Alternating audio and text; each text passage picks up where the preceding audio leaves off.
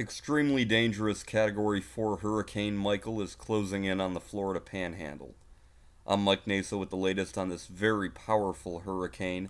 As of 5 a.m. Eastern Time, which is also 4 a.m. Central, Hurricane Michael was at 28.3 north, 86.5 west.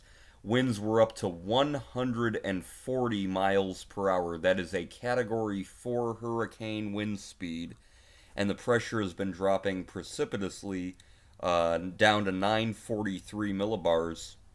By comparison, in 2004, in Punta Gorda, Charlie came ashore at 941 millibars. It's moving north at 13 miles an hour, and again, this is expected as kind of broad here on the map.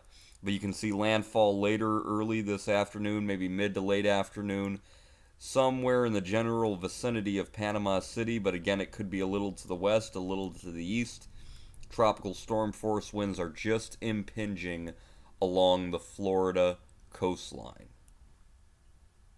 You can see the track here through time as Michael came up out of the western Caribbean like many late season hurricanes, and now it's taken aim at the western coast of Florida and the Panhandle. Hurricane warnings out in that area there all the way down over to Suwannee River. With that expectation of powerful hurricane force winds well into the Florida Panhandle and into Georgia as the hurricane turns to the northeast and accelerates after landfall later this evening. Again, a very powerful major hurricane. Ugh. Look at this beast on this satellite imagery. You can see we do have the front moving through the midsection of the country, and that's actually helping to enhance the ventilation to the north of the hurricane, and then it has good venting on off towards the southeast, which is all allowing, along with this very warm 85-degree water, to strengthen. And strengthen it has into a Category 4 hurricane. There has never been a Category 4 hurricane in the 150 years or so that we have records in the Florida Panhandle. Ever. Ever. Now, we did have Opal, which was a Category 4 offshore. Dennis was a Category 4 offshore. Those both came ashore as 3s. As of right now, this is forecast to be a 4 at landfall, which would be a very, very devastating blow to areas like Apalachicola, Panama City, these little barrier islands down here. There was Hurricane Kate back in November of '85. It was the latest landfall ever in the U.S. It was November 21st, and that was a Category 2 along the Panhandle, Big Bend, and that caused a lot of problems. And this looks like Michael will rival and probably exceed the impacts that we saw with Kate back in 1985. The storm surge, I cannot stress enough the storm surge. You're talking 9 to 13 feet, maybe higher in some of these areas. And again, if the eye makes landfall near Panama City or over here along the coastline near Mexico Beach, that means that as you extend further to the east, you are going to have that onshore flow around the hurricane, pushing that water up. St. Mark's, Apalachicola, all these little low-lying wetland areas, we've already seen water rises in the last 12 to 24 hours ahead of the hurricane.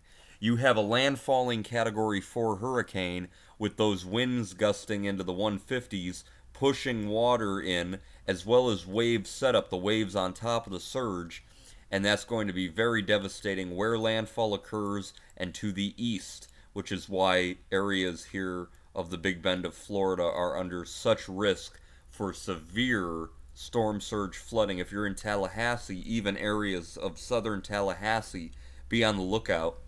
And that's to say nothing of the heavy rainfall with the landfalling hurricane.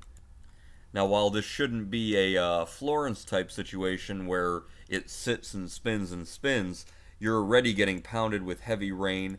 Areas from Perry all the way to Pensacola, you guys are now starting to get into that rain shield, and that's going to persist all day long as Michael makes its move in the general direction of Panama City. But again, we stress, if you live anywhere from Pensacola on over to St. Mark's, you guys on the coast need to be prepared for the worst. This is a very powerful Category 4 hurricane. A Category 4. with the wind speed, to say nothing of the devastating water rise that is going to occur right along those barrier islands. If anybody did stay behind, get to higher ground, because if you can't handle 9 to 13 feet of storm surge with waves and Category 4 winds on top of that, which you can't, you need to get to safety right now and see if there are any shelters open in the area, because it's probably at this point getting to be too late to evacuate. Some of those roads will start to get flooded out.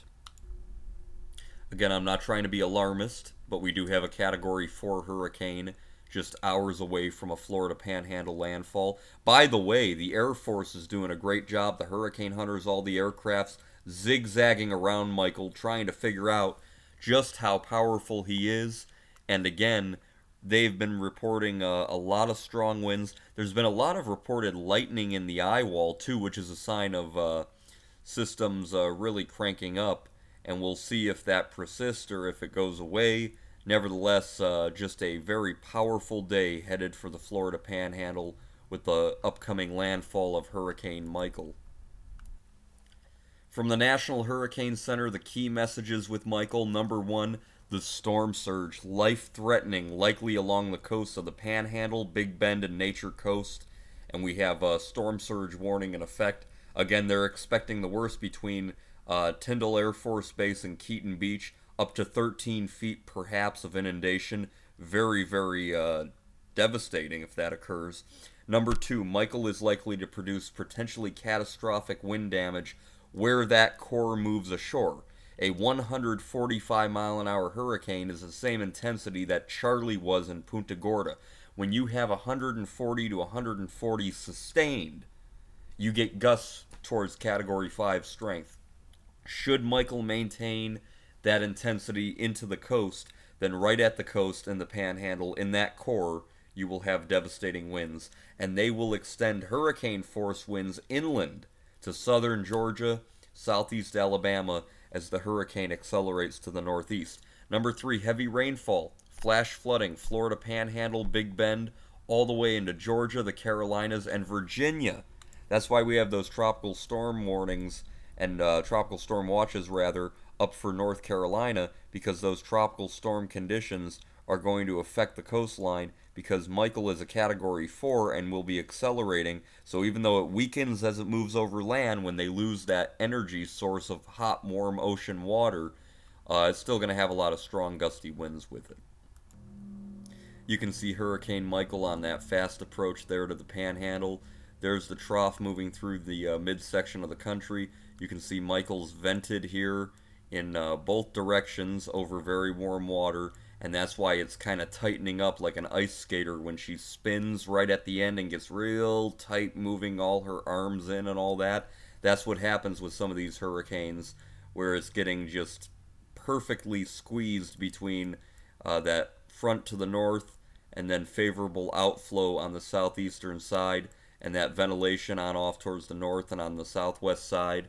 Just a very powerful Category 4 hurricane closing in on the Florida Panhandle.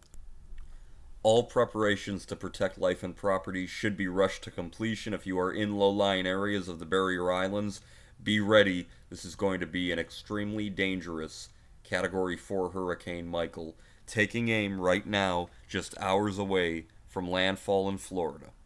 I'm Mike Naso, and I'll see you next time.